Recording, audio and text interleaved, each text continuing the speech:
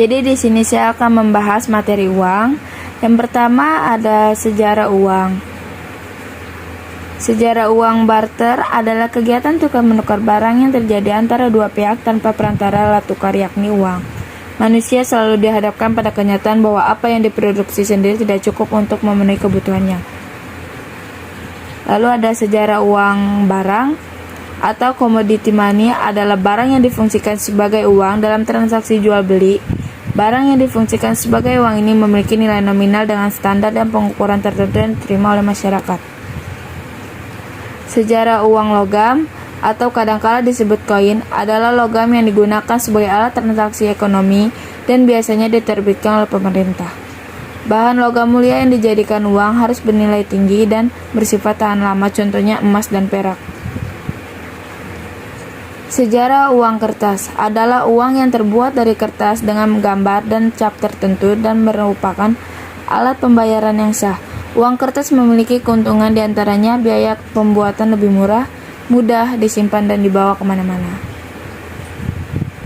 Sejarah uang giral adalah alat pembayaran berupa surat berharga yang sewaktu-waktu dapat digunakan pada transaksi jual beli, contoh cek, giro, kartu ATM, biliet, hingga uang elektronik.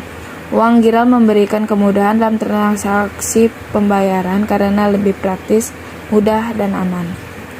Sejarah uang elektronik, alat pembayaran yang berbentuk elektronik di mana nilai uang disimpan dalam media elektronik tertentu. Biasanya transaksinya membutuhkan jaringan internet karena pemakaiannya menggunakan perangkat seperti telepon pintar atau komputer.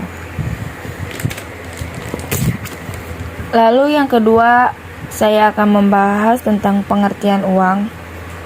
Uang dalam ilmu ekonomi tradisional didefinisikan sebagai alat tukar yang dapat diterima secara umum. Alat tukar itu berupa benda apa saja yang dapat diterima oleh setiap orang di masyarakat dalam proses pertukaran barang dan jasa. Dalam Undang-Undang Nomor 7 Tahun 2011 tentang mata uang, uang adalah alat pembayaran yang sah. Lalu yang ketiga ada fungsi uang. Fungsi uang dibagi menjadi dua, ada fungsi asli dan fungsi turunan. Fungsi asli ada dua macam. Yang pertama ada sebagai alat tukar, yang dapat mempermudah pertukaran. Orang yang akan melakukan pertukaran tidak perlu menukar dengan barang, tetapi cukup menggunakan uang sebagai alat tukar. Yang kedua sebagai satuan hitung. Uang dapat digunakan untuk menunjukkan nilai berbagai macam barang atau jasa yang diperjualbelikan, menunjukkan besarnya kekayaan dan menghitung besar kecilnya pinjaman. Uang juga dipakai untuk menentukan harga barang atau jasa. Uang juga berperan untuk memperlancar pertukaran. Lalu, fungsi turunan. Yang pertama ada sebagai alat pemindah kekayaan.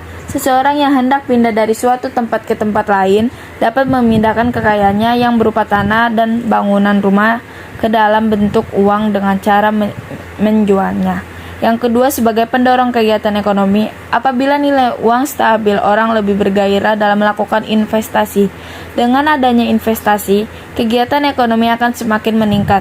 Yang ketiga ada sebagai alat pembayaran yang sah. Kebutuhan manusia akan barang dan jasa yang semakin bertambah dan beragam tidak dapat dipenuhi dengan cara tukar-menukar. Guna mempermudah manusia memerlukan alat pembayaran yang dapat diterima semua orang, yaitu uang. Yang keempat ada sebagai alat pembayaran utang. Uang dapat digunakan untuk mengukur pembayaran pada masa yang akan datang. Yang kelima sebagai alat penimbun kekayaan. Sebagai orang biasanya tidak menghabiskan semua uang yang dimilikinya untuk keperluan konsumsi. Ada sebagian uang yang disisihkan dan ditabungkan untuk keperluan pada masa akan datang. Lalu yang keempat ada syarat uang. Yang pertama acceptability, disenangi dan dapat diterima secara umum.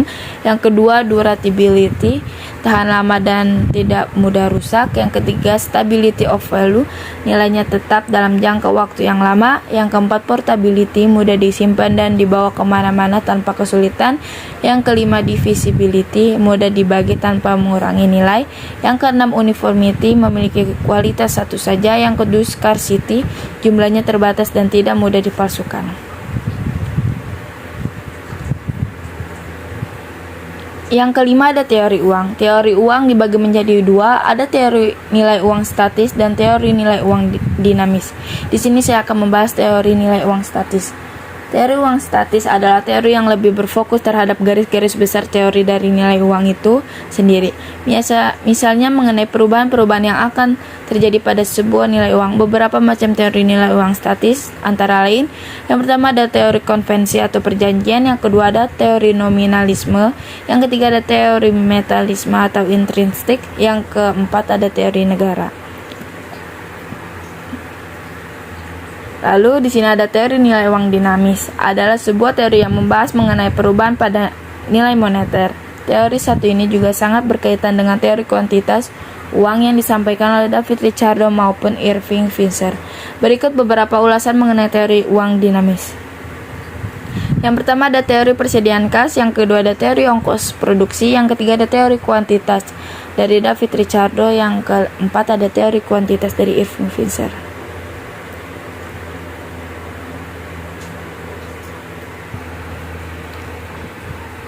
Lalu yang keenam ada jenis uang berdasarkan lembaga penerbit.